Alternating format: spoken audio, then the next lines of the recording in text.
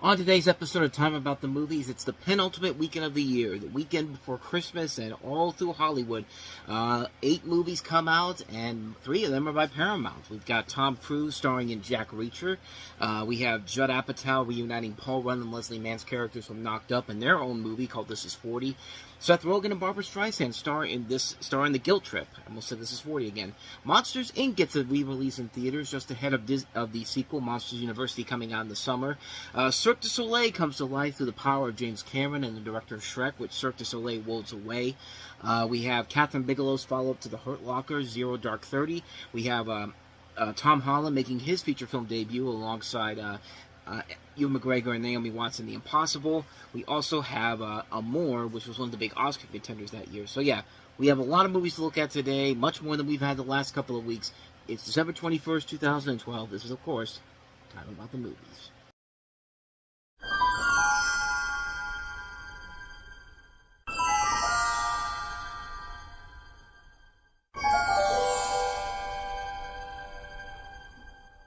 You don't want to know. Jack Reacher, rated PG-13, stars Friday. And welcome to Time About the Movies, everybody. Today we are taking a look at the 8 movies, 8 films of December 21st, 2012. It was a busy weekend at the movies, but that makes sense because it's Christmas time. As I mentioned, we have 3 films from one studio. Paramount Pictures has 3 films out this weekend. Here's the first one, Jack Reacher, based off of the best-selling books by Lee Child, and this one in particular is based off of the book One Shot.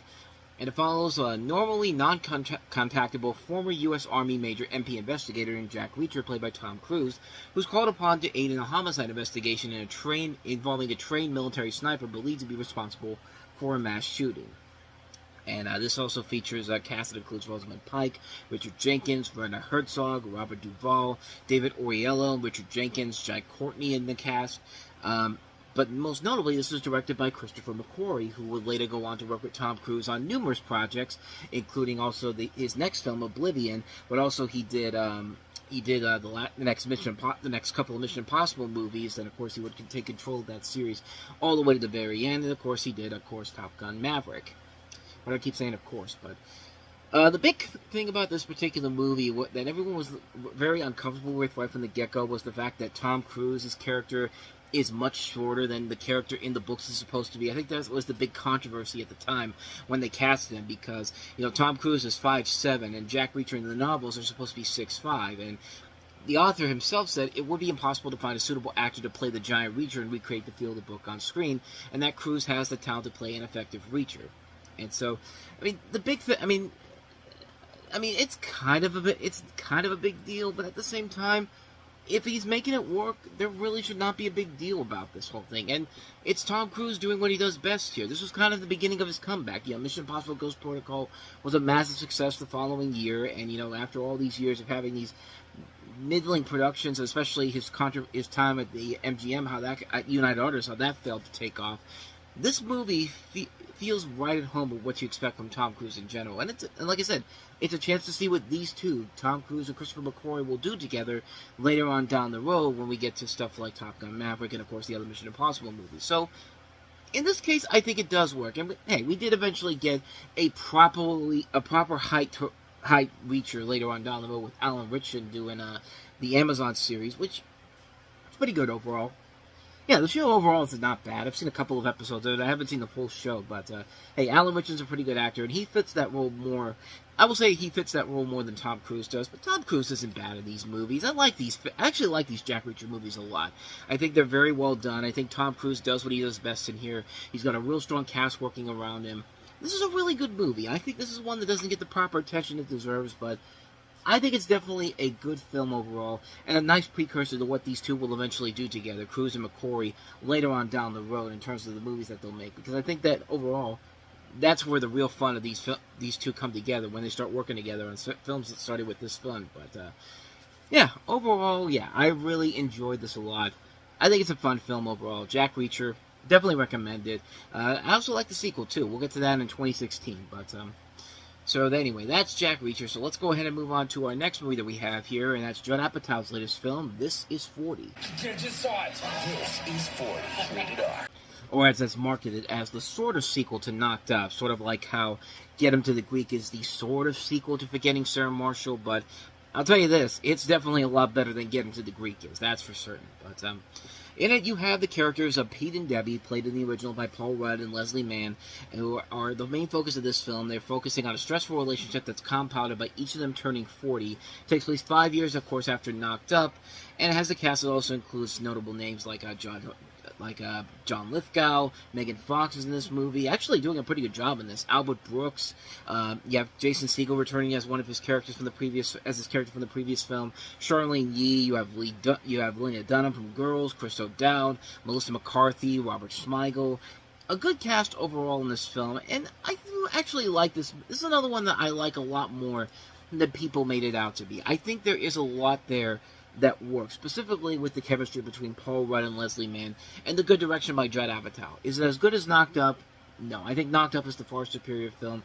This one definitely drags on a little bit more. It's over 2 hours long, and I really feel like that was unnecessary. But again, it doesn't hurt the ebb and flow of the movie. It's actually one of the more enjoyable Judd Apatow films as a director, especially nowadays where he's been making more misses than hits as of late. I mean, his last really good film was probably Trainwreck, I think? Was it Trainwreck? Yeah, Trainwreck. Because then the bubble started to burst with stuff like The King of Staten Island, which was not the worst, but certainly not as good as it could have been, and also The Bubble, which is easily the worst thing he's ever directed. But I like this one a lot. I think it's definitely a lot better than people let on. It's good to see Leslie Mann getting some more leading film roles, and I like her a lot. Paul Rudd's pretty good in here, too, like I said. I mean, they work off each other very well. They have a lot of good characters in here.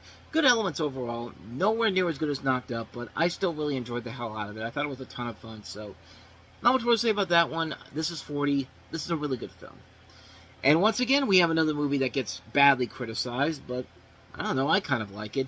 Seth Rogen and Barbara Streisand starring in The Guilt Trip. The Guilt Trip. While you're in the wrong car, I'm over here. Rated PG-13.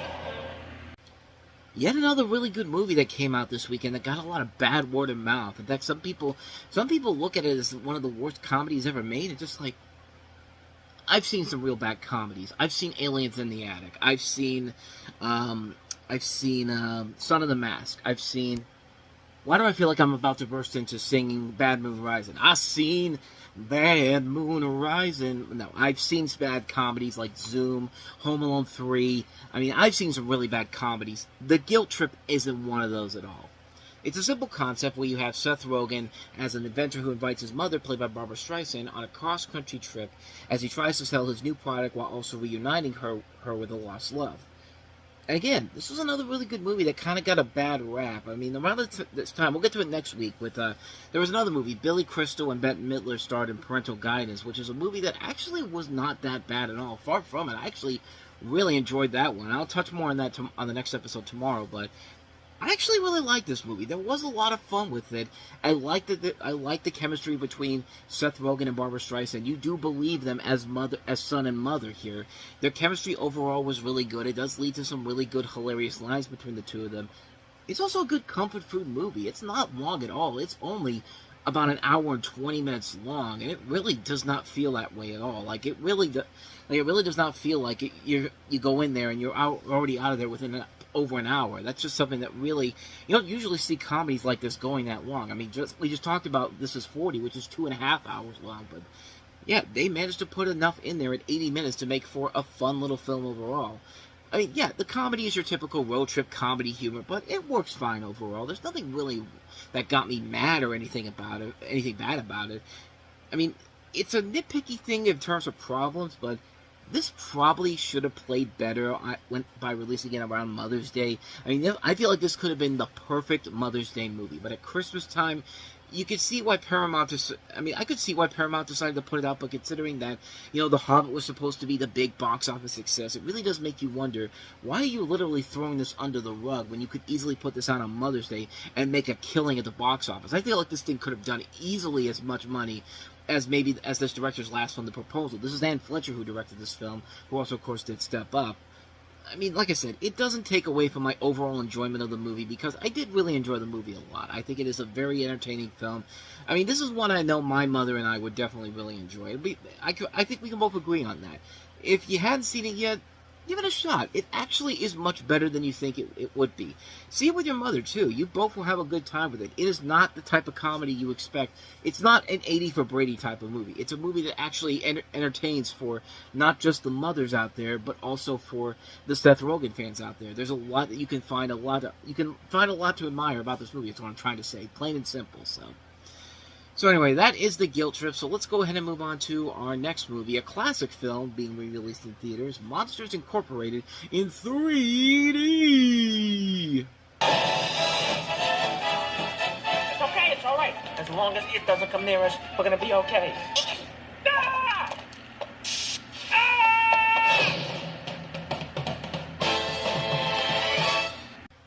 Disney's last 3D re-release. Now, there was a planned re-release of The Little Mermaid in 3D that was supposed to come out in theaters, but then they eventually just shipped it off to Blu-ray after the underwhelming successes of Finding Nemo and Monsters Incorporated, and Beauty and the Beast, too. They were nowhere near as popular as the Lion King success over a year ago. So that trend kind of petered out there, but we've seen nowadays that we're getting more re-releases nowadays when there isn't any big new releases. I mean, we just had Back to the Future this past week over at Universal, but Monsters Incorporated, and unlike Finding Nemo, which they were putting that out there to see if the demand was there for a new Finding Nemo sequel that would be getting made soon, Monsters University was already well into production and was going to be coming out the next summer. There had already been trailers out there, so they wanted to build the buzz up for Monsters, Inc., and so they put this out back in theaters again for the first time.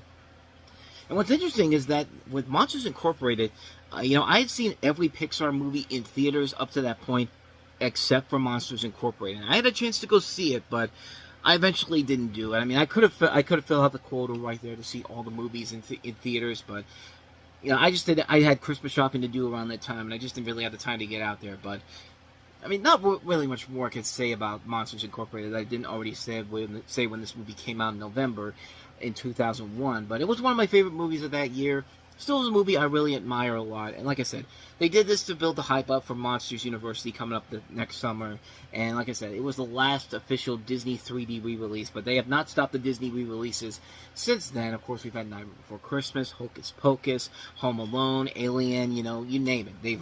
They've all come out since then. So even though they aren't doing the 3D re-releases anymore, we still get classic Disney movies coming out in theaters, even to this very day. So not much more to say about that one. So let's go ahead and take a look at yet another 3D movie, and that is Cirque du Soleil, Worlds Away. Unlike any other, Cirque du Soleil Worlds Away 3D, December 21st at a movie theater near you. Advance tickets now on sale. Yeah, I don't think it's much of a shocker why this one didn't take off as well. Cirque du Soleil is an acquired taste. I mean, seeing it in person, it would be incredible. It's incredible to see. I mean, it is something that you look at as just like, this is amazing that this is coming together like this. But in a theatrical release, not so much. This is, of course, based off of the famous Broadway. It's the famous dance tour group, the traveling circus that travels around and does these impressive-looking shows. And there's a storyline here where you follow a girl named Mia who goes to a traveling circus and falls in love with its main attraction, the aerialist. But after the aerialist falls during his act, he and Mia are transported to another world, where each encounter the different worlds of Cirque du Soleil. And it's one of those things, another one of the biggest problems with the movie simply is the fact that you have to be a real die-hard fan of Cirque du Soleil to really appreciate this movie, and I just am not. I mean, when this came out, it came and went. I mean, it did not do the business that they were hoping for at the box office. It came and went.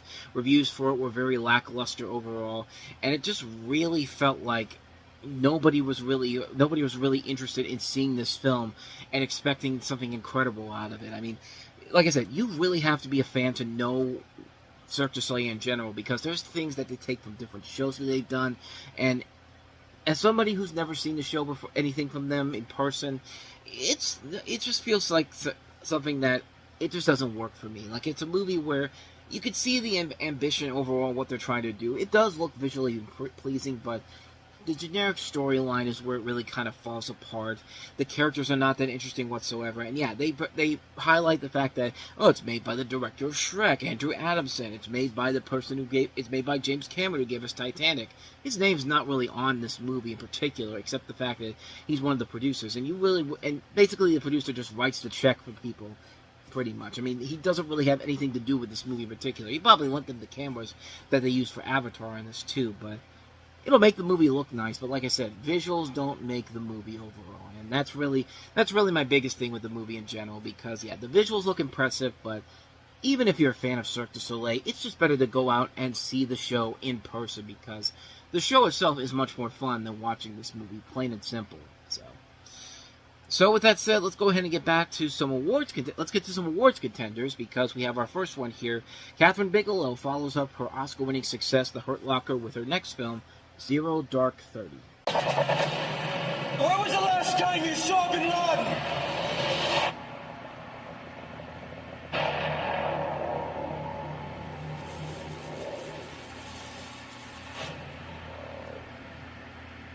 With an amazing-looking trailer that is more than likely going to get this video copyrighted. I can already see Sony putting a copyright claim on this one, but hey, not a copyright claim, but just a copyright thing underneath the visibility thing, but you'll still be able to see regardless. But Zero Dark 30, it dramatizes the near-decade-long international manhunt for Osama bin Laden, leader of course, the terror network Al-Qaeda, after the September 11th attacks, which culminated in the discovery of his compound in Pakistan, and the U.S. military raid where bin Laden was killed on May 2nd, 2011. Essentially, but some people also make the claim that that's the thing that essentially got Obama reelected president, but let's be honest, he was a much better president than anybody we've had since then. But that's a whole other topic of discussion altogether that we're not going to have on this channel, because we're not that type of channel. But you have a cast that includes Jessica Chastain, who's a fictional CIA intelligence analyst, Jason Clarke, Joel Edgerton, Chris Pratt, long before, this was still when he was in his Parks and Recreation day, and before he eventually would become more synonymous with, the Tomorrow War, and, what's the other show he's doing? He does something on Amazon. The Tomorrow War, he does something else. I can't remember what kind of what show he does on, hold on, I need to check here. I know this is unprofessional by all means, but let me see.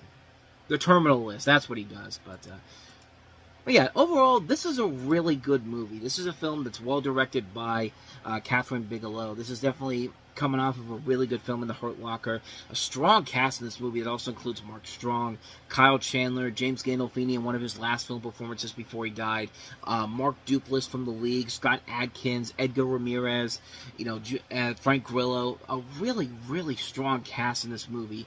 And the film does a good job of building the tension leading up to that moment where they get bin Laden. And it's a really impressive movie to look at from a visual perspective. And you can tell it's made by the same people that made The Hurt Locker, and it feels like its own unique thing. It doesn't feel like a film that's just copying and pasting the same success that The Hurt Locker had. It's doing the same type of style of filmmaking, but it's doing something very different with it in terms of the storytelling and keeping you invested overall. It's an impressively put together film. It's a film that really does keep you on the edge of your seat, and it works very well. It's one of the year's best movies, no question about it. An absolutely amazing film. Can't recommend it enough. Zero Dark 30.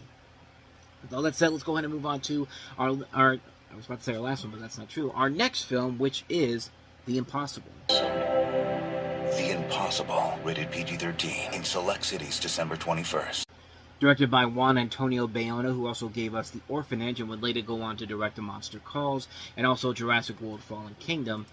This is based off of a story that took place during the 2004 Indian Ocean tsunami and follows a family who's on vacation there, and the tsunami hits, and the main focus of it is Maria Belmont, played here by Naomi Watts, and the father is played by Ewan McGregor. The son is played by Tom Holland in his first film appearance. I mean, this, of course, he later go on to play Spider-Man, of course, but this is a really good film. It's a really interesting film overall. It's not an Oscar bait, but it's not your typical Oscar bait movie.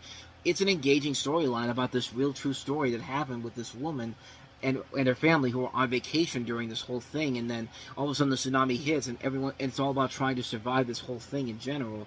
And it's a great movie that keeps you on the edge of your seat with its strong cast of Naomi Watts, McGregor, Holland. Everybody plays their parts really well here. It's a really engaging film.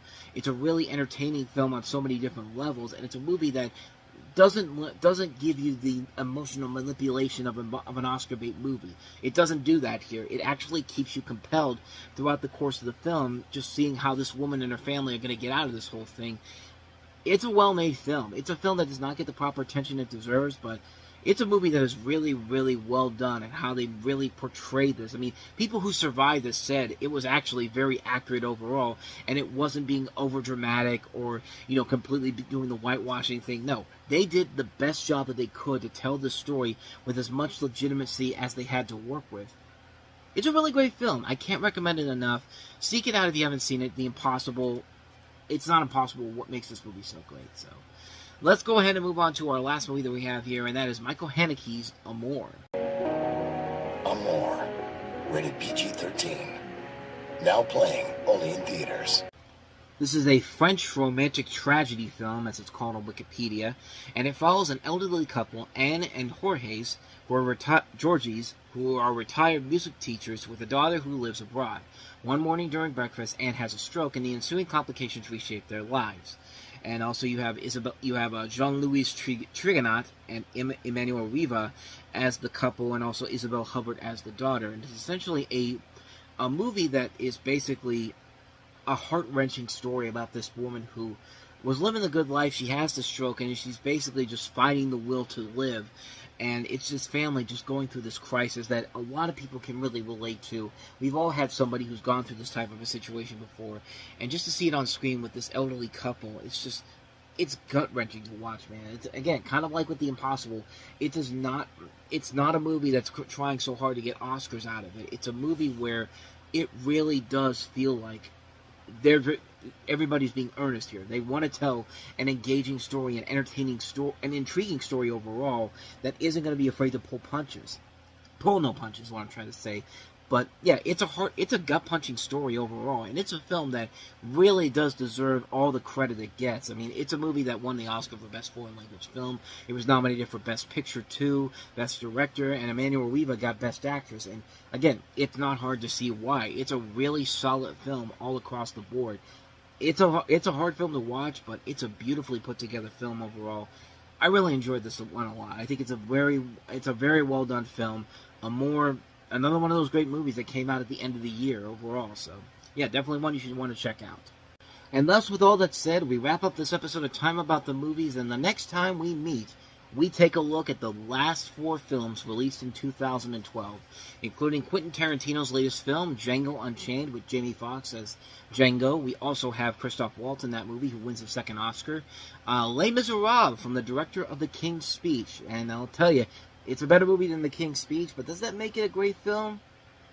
It's complicated. We'll talk about that. We mentioned this one earlier in the show. Parental Guidance. Bette Midler, Billy Crystal. Is Marissa Tomei in this movie? I can't remember if she is or not. She is in this movie. I thought she was.